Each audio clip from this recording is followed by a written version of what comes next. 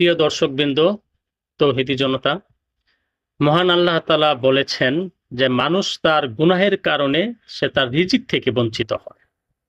এখন মানুষ কিভাবে গুনাহের কারণে তার রিজিক থেকে বঞ্চিত হয়, এটা জানার আগে বুঝতে হবে যে রিজিক বলতে কি বুঝি। রিজিক আমরা সাধারণত খাদ্যকে, অনেকের ধারণা যে খাদ্যটাকে রিজিক বলা হয়, আসলেও রিজিক তা না। রিজিক হলো যে একজন মানুষের চলতে গেলে সার্বিকভাবে তার যা কিছু প্রয়োজন পড়ে, যেমন ধরেন তার খাদ্য, বস্ত্র, বাসস্থান, শিক্ষা, চিকিৎসা, এই যে তার মৌলিক চাহিদাগুলো যে পূরণ হবে, এইগুলো সহ মানুষের কাছ থেকে পাওয়া যে মান সম্মান, এই সমস্ত কিছুই তার রিজিকের অন্তর্ভুক্ত। অর্থাৎ একজন মানুষ চলতে গেলে যা যা কিছু লাগে সমস্ত কিছুই হলো রিজিক।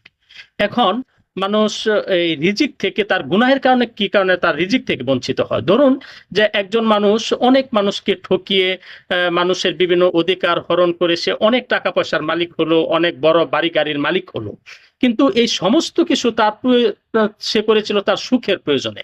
কিন্তু যদি এরকম হয় যে তার সমস্ত কিছু থাকার পরেও সে যে সুখের প্রয়োজনে এই এই জিনিসগুলো করেছিল, সেই সুখটাই যদি না থাকে, তাহলে এই সুখটা ছিল তার প্রধান রিজিক।